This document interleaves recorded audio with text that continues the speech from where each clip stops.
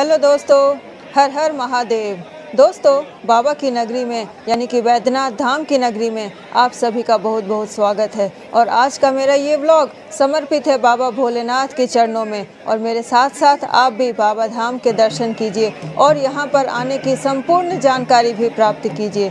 तो चलिए वीडियो की शुरुआत करते हैं। और वीडियो अच्छी लगे तो इसे लाइक करें, कमेंट करें और चैनल को कर लें सब्सक्राइब।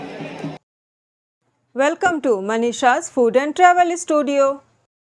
हेलो, मैं हूं मनीषा और आप सभी का मेरे चैनल पर बहुत बहुत स्वागत है। और आज मैं खड़ी हूँ एक बिल्कुल ही अनोखे जगह पर और ये भगवान बाबा जी का एकदम धाम है। और मैं खड़ी हूँ बाबा धाम में और हमारे साथ हैं यहाँ पर एक सिक्योरिटी में कार्यरत गौतम झा जी। तो उनसे जानते हैं कि ये पूरा सावन उनका कैसा रहा, कैसी कठिन ड्यूटी थी। और ये हमारे करीबी हैं, इसलिए मैं बता पा रही हूँ कि लोग इतने प्रशासन को इतनी गालियाँ देते हैं, इतना कुछ कहते हैं, लेकिन इनके बारे में जानती हूँ कि इतनी कठिन ड्यूटी थी कि खाना पीना भी मुहाल था। तो उनके ही मुँह से सुनिए। हमारी जो सावन की जो ड्यूटी रही वो नाम बताइए अपना। मेरा नाम गौतम कुमार झा है। मैं हेड कांस्टेबल हूँ झारखंड सशस्त्र पुलिस 5 में। और हमारी जो ड्यूटी रही वो तो बाबा का कृपा है, जो कि इतना टफ ड्यूटी रहते हुए हम लोग को ये एहसास नहीं होता था कि हमारी टाइम किस टाइम पास हो गई।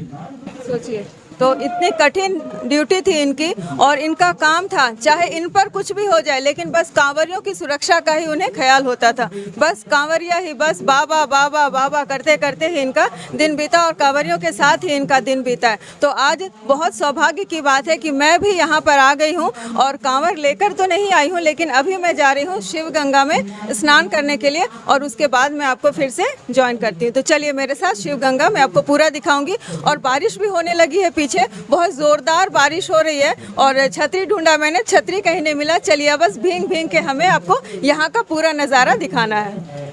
500 में 4 आदमी हो तो हो तैयार हो जाए। तो अभी हम निकल पड़े हैं शिव गंगा में स्नान करने के लिए। और यहाँ के जो श्रद्धालु होते हैं, यहाँ जो भी आते हैं वो शिव गंगा, यही है देखिए शिव गंगा, जिसे कहा गया है कि रावण के मुष्टिका प्रहार से जो उत्पन्न हुई है। तो यहाँ पर इसका बहुत महत्व है। जितने भी कांवरिया आते हैं, कांवर उठा कर आते हैं, यानी कि सुल्तानगंज से जल भर कर इतने दूर आते हैं, वो भी सभी लोग यानी सभी भक्तजन शिव गंगा में स्नान जरूर करते हैं और उसके बाद ही भगवान शंकर को, भगवान भोलेनाथ को अपना जल अर्पित करने के लिए निकल पड़ते हैं। तो ये मैंने भी ये जो सौभाग्य है उसका आनंद उठाया और शिव गंगा में स्नान किया। बहुत फिसलन भरा है, इस बात का आपको ध्यान रखना चाहिए जब आप शिव गंगा में जाते हैं स्नान करने के लिए। और बारिश तो उस दिन ऐसी अनवरत बारिश हुई कि और क्या बताऊं। तो ये देखिए 2-3 डुबकियां मैंने भी शिव गंगा में स्नान कर ही लिया और 2-3 डुबकियां मैंने लगा ली हैं। बस अब निकलती हूँ बाहर, क्योंकि यहाँ पर आने से आपको समय का भी ख्याल रखना पड़ता है, क्योंकि आप जितनी देर करेंगे भीड़ उतनी बढ़ती जाएगी। और ये बिल्कुल सुबह का समय है, यानी कि 5 से 5:30 के बीच का ये समय है।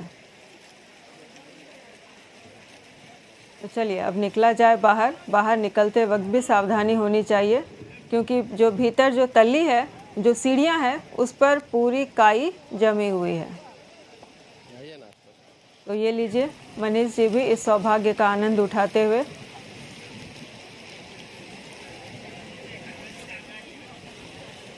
और आप हर तरफ देख रहे हैं लोग शिव गंगा में स्नान कर रहे हैं। तो ये लीजिए, मनीष जी की भी डुबकी हो गई पूरी।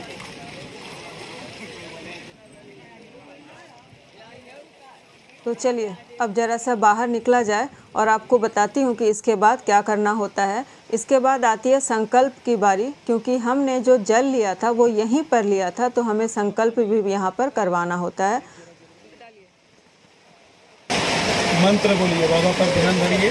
हाँ बोलिए। बोलिए ओम ओम श्री रिद्धि बुद्धि सहिताय श्रीमन महागणाधिपते नमः नमः गौरिये नमः ओम श्री विष्णु नमो अद्य ब्रह्मणे द्वितीय प्रार्थे श्री श्वेत द्वाराः कल्पे वैवस्वत सप्तमं मनवन्तरे अष्टाविंशति तमे कलियुगे प्रथम चरणे आर्यावर्ते जम्बूद्वीपे स्वामारिका खंडे भारतवर्षे परम पवित्र बाबा जन्माष्टम्यां शुभ पुण्यस्थितौ शुक्रवासरे अपना गोत्र अपना नाम लीजिए। बोलिए मम समस्त परिवार कल्याणार्थ पूजन निमित्त का संकल्प कर्माहम तत्जन्य समस्त मनोकामना पूर्ति धन लक्ष्मी वैभव लक्ष्मी ऐश्वर्य लक्ष्मी प्राप्ति हेतु भावा विद्यनाथ दर्शन पूजन दक्षिणाई जो श्रद्धा होगा जथा भाग कर्माहम कार्य से जल में डाली अपना अपने दिल में छोड़े जो श्रद्धा है दान कीजिए। तो जैसा कि आपने देखा हमने शिव गंगा में स्नान भी कर लिया और आज जो बारिश लगी है कि मैं और क्या बताऊं। और यहाँ पर पंडित जी भी उपलब्ध रहते हैं और उन्होंने हमारा संकल्प जो पानी हम लेकर जा रहे हैं जो जल ढालने जा रहे हैं उसके लिए हमें संकल्प भी करवा दिया है। मैंने संकल्प की भी पूरी प्रक्रिया आपको दिखाई है। तो अब यहाँ से हम सीधा चलेंगे मंदिर। और आज जिस दिन मैं जल ढालने जा रही हूँ ये कृष्ण जन्माष्टमी का दिन है, बहुत ही पावन दिन है और इस दिन मुझे सौभाग्य प्राप्त हुआ है। तो चलिए बाबा की महिमा, बाबा की कृपा है, सब हो ही जाएगा। जय महाकाल। और मेरा दुपट्टा भी देखिए, आज मैं महाकाल दुपट्टा भी ओढ़े हूँ। तो और यहाँ पर ये देखिए, ये मेरे पीछे आप देखिए, ये जो आलम है, ये जो दृश्य है, मैं क्या बताऊँ, बहुत मुश्किल से मिलता है। बहुत बारिश हो रही है और बारिश में भीग भीग कर हम संकल्प भी कर रहे हैं और स्नान भी किया है। और सब लोग इसी तरह से बारिश में ही हर जगह, ये देखिए आपको, सब लोग बारिश में भीग भीग कर अपनी ड्यूटी भी कर रहे हैं। सब कुछ ये बारिश में भीग भीग कर रहे हैं। बारिश के लिए यहाँ पर कोई काम रुकता नहीं है। चलिए बोल बम बोल बम बोल बम बोल बम बोल बम। इतनी झमाझम बारिश में ही हमने संकल्प कराए हुए जल को लेकर हम निकल पड़े मंदिर में लाइन लगने के लिए। तो ये देखिए, ये है मंदिर की लाइन। बहुत दूर से ही लाइन लगती है, यानी कि 1.5 से 2 किलोमीटर दूर ये लाइन लगी है हमारी। तो ये देखिए सब लोग किस तरह से अनुशासन प्रिय हैं यहाँ पर।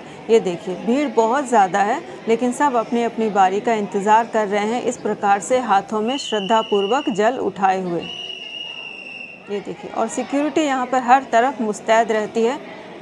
इनकी वजह से ही इतनी ज़्यादा भीड़, लाखों की भीड़, वो भी रोज़ लाखों की भीड़ को इन सिक्योरिटीज़ की मदद से ही संभाला जाता है। भीड़ बहुत होती है, लेकिन सभी लोग अपने अपने अनुशासन में रहते हुए, अपनी अपनी बारी का इंतज़ार करते हुए और बाबा का नाम जपते हुए, बोल बम की रट लगाए हुए अपनी अपनी बारी का इंतज़ार करते हैं। तो ये लीजिए, इस तरह से देखिए सिक्योरिटी भी किस तरह से मुस्तैदी से अपना काम करती है। यहाँ पर 2 लाइनें अलग अलग बनाई जा रही हैं ताकि ज़्यादा से ज़्यादा लोग एक बार में बाबा के दर्शन कर सकें। यहाँ पर हम भी अपनी बारी का इंतज़ार करते हुए, और यहाँ पर ये देखिए हम आ गए हैं संस्कार मंडप पे। जी हाँ, ये जो संस्कार मंडप होते हैं, यानी हम मंदिर के बहुत करीब तो पहुँच गए हैं, मंदिर की तरफ नहीं पहुँचे, मंदिर के करीब पहुँच गए हैं। और यहाँ पर बहुत ज़्यादा भीड़ होती है, लेकिन घबराने की कोई बात नहीं होती, क्योंकि भीड़ इस तरह से घूम कर जाती है। बहुत बिल्कुल यू की तरह से बना कर जाया जाता है। तो देखिए कितनी भीड़ है, मैं आपको दिखाने की कोशिश कर रही हूँ जितना हमसे हो पा रहा है। तो ये लीजिए, इस तरह से ये जो रॉड के यूज़ बने हैं ना, इस तरह से ये घूम कर जाते हैं। तो इस वक्त मैं हूँ ऊपर के संस्कार मंडप पे, उसके बाद हम नीचे के संस्कार मंडप पे जाएंगे।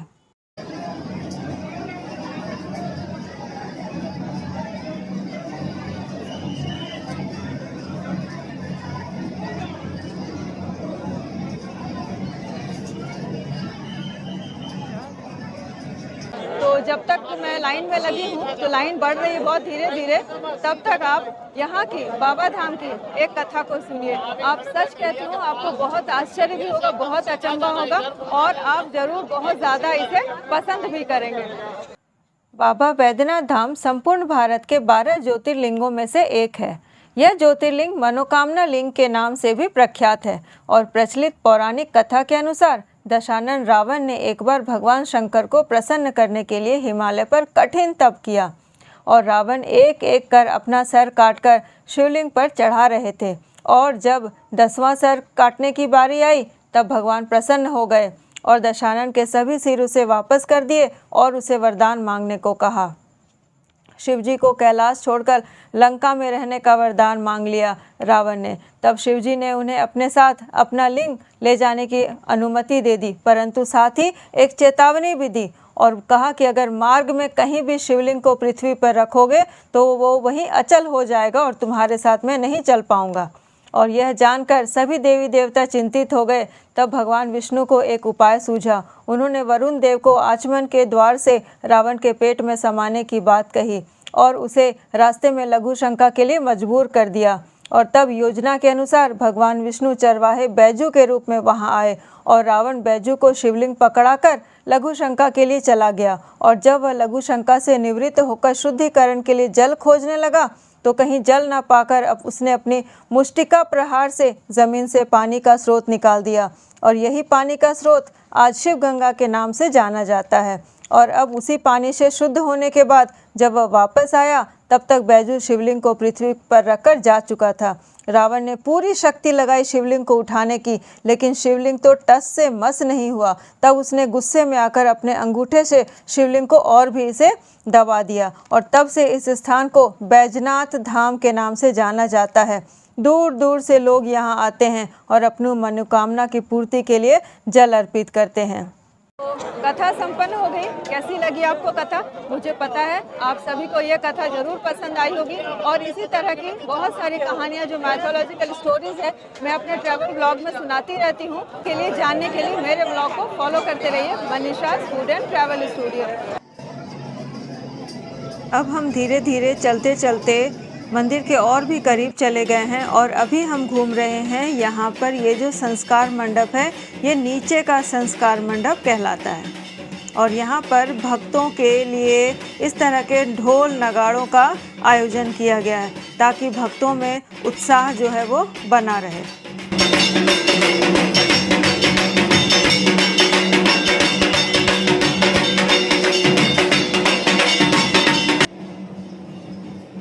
और अब मैं धीरे धीरे बढ़ती हुई संस्कार मंडप से निकलकर इस पतले रास्ते पर आ गई हूँ और यहाँ आने का मतलब है कि हम बिल्कुल बाबा के द्वार पर पहुँच ही गए हैं।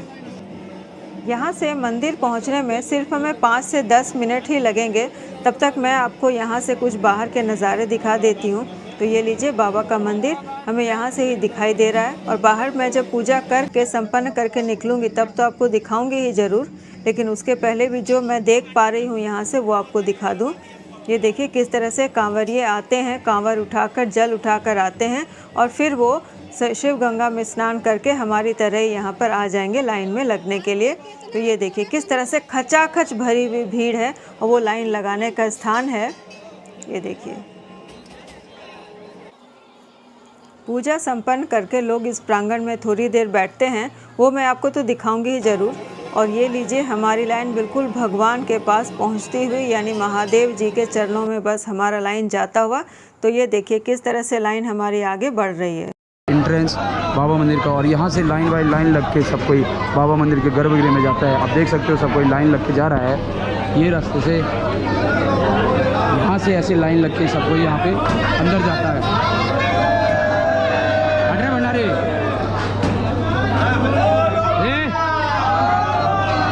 सब कोई लाइन लग के अंदर जा रहा है। तो अभी हम यहाँ पे बाबा मंदिर के गर्भगृह में आए हुए हैं। आप लोगों को यहाँ पे हम दिखाते हैं कि क्या सिस्टम है और आप लोगों को यहाँ पे ज्योतिर्लिंग का दर्शन करा के हम यहाँ से निकल जाएंगे। तो यहाँ पे देखो ये है यहाँ का गर्भगृह।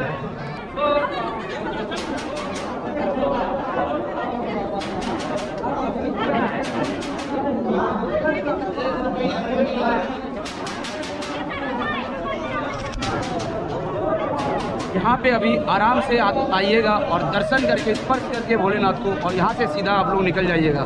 कोई हड़बड़ी नहीं होगा, कोई धक्का मुक्की नहीं होगा, आराम से आप लोग यहाँ पे दर्शन करके निकल जाइएगा। और यहाँ पर आपको थोड़ा करीब से दिखाने की कोशिश कर रही हूँ कि किस तरह भगवान महादेव को, भगवान शिव शंकर को लोग स्पर्श करके और जल अर्पित करके पूजा अर्चना कर रहे हैं और अपने मन की बात को उनके सामने व्यक्त कर रहे हैं, मन की व्यथा को उनके सामने व्यक्त कर रहे हैं, सर पटक कर पूजा कर रहे हैं। बहुत ही दुर्लभ वीडियो है और मैं चाहती हूँ कि इस वीडियो को आप ज़्यादा से ज़्यादा लाइक करें और शेयर करें। तो देखिए, हमने भी इसी तरह से भगवान को स्पर्श करके बहुत ही सुंदर से पूजा की है। और ये पूजा करने के बाद प्रांगण का दृश्य है।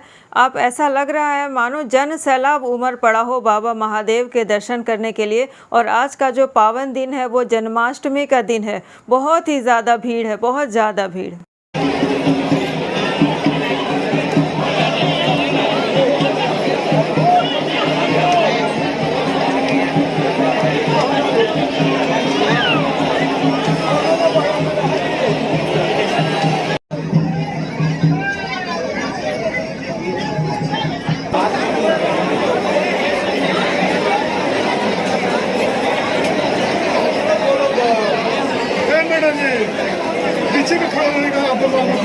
अब मैं पूजा करके बाहर आ चुकी हूँ और बाहर मैंने जन समुद्र, जन सैलाब मैंने दिखाया आपको। पूजा हमारी बहुत अच्छी तरह से हो गई है और सभी का बहुत अच्छा सहयोग रहा। व्यवस्था अच्छी है, बस थोड़ा भीड़ बहुत ज़्यादा मतलब कंट्रोल नहीं हो रहा है प्रशासन से। इतनी ज़्यादा भीड़ है और आज महाजन्माष्टमी का दिन है तो और क्या कहूँ मैं आपसे, बहुत ज़्यादा भीड़ थी। और पूजा मेरी हो गई है और मेरा त्रिपुंड आप देख सकते हैं। मेरी हालत आज मत देखिए, बस त्रिपुंड देखिए और बाबा की कृपा है, बाबा की महिमा है, बाबा महाकाल की महिमा है। बहुत अच्छी तरह से हमारी पूजा संपन्न हो गई है। और भीतर का जो दृश्य है, मेरी पूजा करते हुए पूजा मैं आपको नहीं दिखा पाऊंगी क्योंकि अंदर इतनी भीड़ थी कि कैमरा या मोबाइल कंट्रोल करना बिल्कुल भी संभव नहीं था। लेकिन फिर भी मैं आपको जहां तक हो सका मैंने दिखाने की कोशिश की है। और जब मैं लाइन में लगी थी तो यहाँ की जो कथा है बाबा धाम की, यानी कि बाबा बैजनाथ धाम की, वो कथा भी मैंने आपको सुनाई है। तो वो कथा आपको कैसी लगी वो भी मुझे कमेंट करके ज़रूर बताइए। लेकिन हमारा दर्शन के बाद प्रोग्राम है कि हम आरती करेंगे।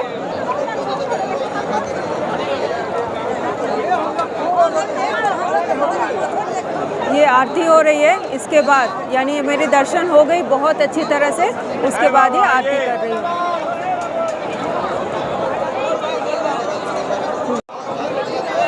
ये मनीष जी भी आरती करते हुए दर्शन हम दोनों के बहुत ही अच्छी तरह से हो गए हैं। और जन समुद्र जो महासैलाब मैंने आपको दिखाया उसका तो पारावार ही नहीं, आज बहुत ज़्यादा भीड़ है। यहाँ पर बाबा को चढ़ाने के लिए फूल वगैरह मिलते रहते हैं।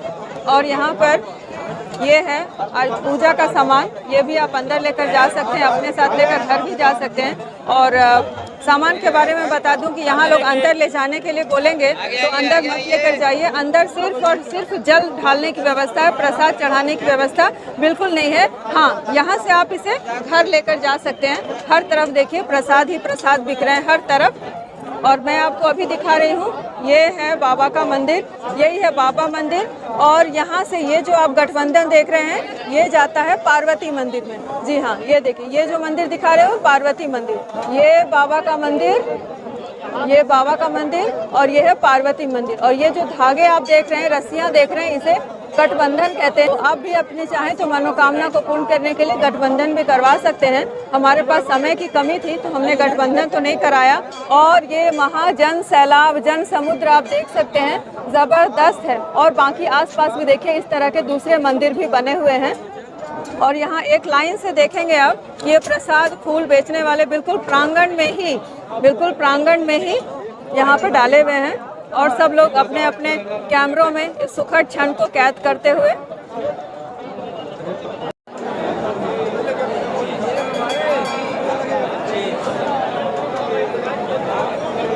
ये हमारे साथ ट्रैवल विद निखिल के निखिल कश्यप जी, और इनसे मैं मिली यहाँ पर। पहले इनको फ़ोन भी किया था, बहुत अच्छा रिस्पांस रहा इनका। तो इनके चैनल को भी सब्सक्राइब कीजिए, लाइक कीजिए और मेरे चैनल को और यहाँ दीदी का भी चैनल जो है आप लोग जोड़ों तोड़ों से सब्सक्राइब करें। हाँ। और ज़्यादा से ज़्यादा शेयर करें। दीदी बहुत ही मेहनत करती है और बाबा नगरी आई है यहाँ पे दर्शन करने के लिए। इनका आपका दर्शन कैसा हुआ? बहुत सुंदर, वो बहुत मैंने तो इनका जो है बहुत अच्छे से दर्शन करके बाहर निकले तो हम यहाँ सामने खड़े थे। तो इन्होंने मुझे बुला के पूछा कि आप ही वो ट्रैवल विद लेकिन हाँ, तो बिल्कुल, बिल्कुल। बाबा भोलेनाथ इनकी हर मनोकामना पूरा करे। हर हर महादेव, जय बाबा बैजनाथ। जय जय जय जय बाबा बैजनाथ। धन्यवाद आपका निखिल जी, मेरे से मिलने के लिए और अपना सहयोग देने के लिए धन्यवाद। धन्यवाद। धन्यवाद।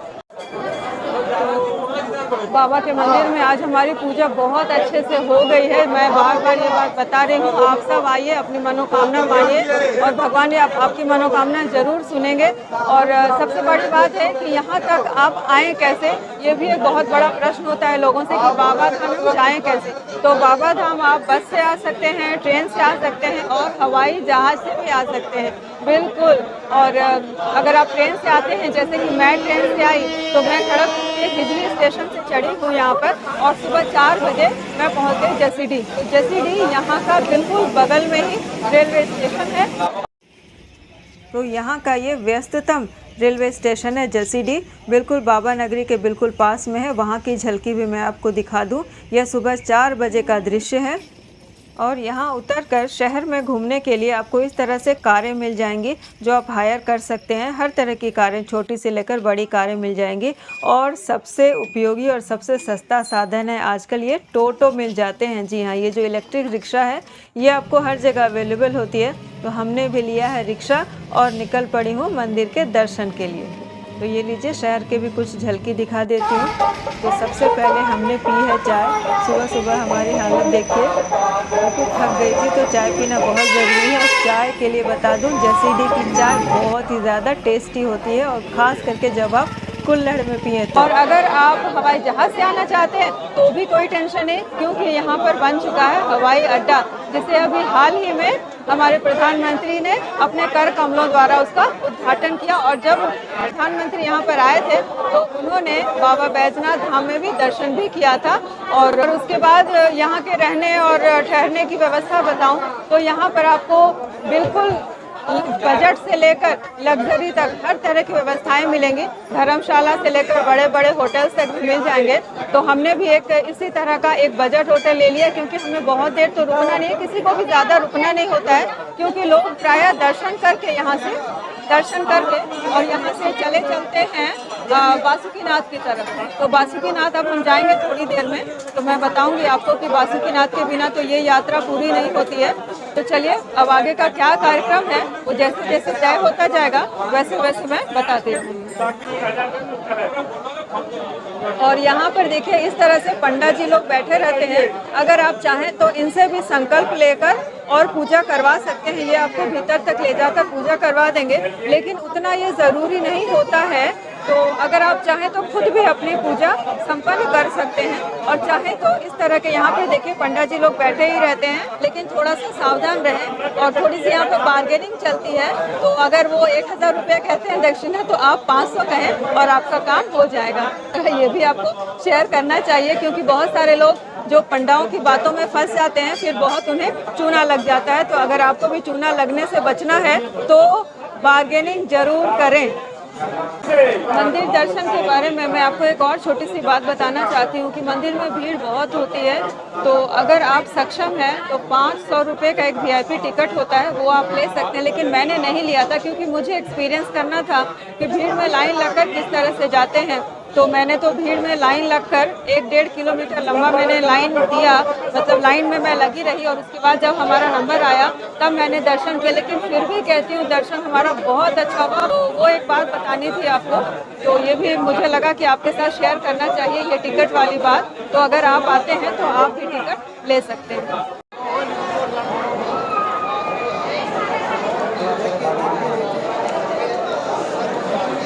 बाबा की कृपा से, बाबा भोलेनाथ की कृपा से, जय महाकाल, बाबा महाकाल की कृपा से मेरा दर्शन आज बहुत अच्छी तरह से हो गया है। बहुत अच्छे दर्शन दिए उन्होंने, मैंने स्पर्श करके अच्छी तरह से उन्हें फूल चढ़ाया, जल चढ़ाया, बहुत कुछ हुआ। लेकिन आज का जो ये दर्शन था सचमुच, मतलब मैंने सोचा नहीं था, बहुत बहुत बहुत अच्छा दर्शन हुआ है। तो आप आते हैं तो आपको भी बहुत अच्छी तरह से दर्शन हो जाएंगे। लेकिन अगर आप बच्चों को लेकर आते हैं या बुजुर्गों को लेकर आते हैं तो थोड़ा सा ध्यान रखें, बहुत ज़्यादा भीड़ होती है।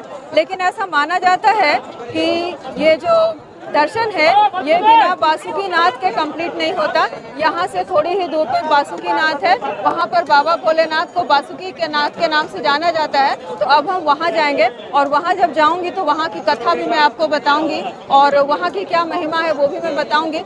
लेकिन आप हमेशा जो जल लेंगे वो हमेशा 2 डब्बे में जल लें, एक आप यहाँ चढ़ाएंगे और एक उसके बाद हम बासुकीनाथ में जल चढ़ाएंगे। तो चलिए अब हम बासुकीनाथ की तरफ बढ़ते हैं और आज का ये प्रोग्राम इस भीड़ भाड़ को दिखाने के साथ ही ख़त्म करती हूँ। तो आपको आज का मेरा ये व्लॉग कैसा लगा और ये जो बाबा धाम के आपको दर्शन कैसे लगे मुझे कमेंट करके ज़रूर बताइए, ज़रूर बताइए। आपके कमेंट से ही मुझे इच्छा होती है कि मैं और भी ढेर सारे प्रोग्राम बनाऊं, कि ट्रैवल व्लॉग्स करती रहूं, ताकि आपको भी मेरे साथ साथ जहां जहां मैं जाती हूं उस जगह में आपके भी दर्शन हो जाएं। तो आपका बहुत बहुत धन्यवाद अपना कीमती समय देने के लिए। मैं आपको फिर मिलती हूं अपने बासुकीनाथ के ब्लॉग में, तब तक मेरे साथ बने रहिए and have a nice day. Bye bye.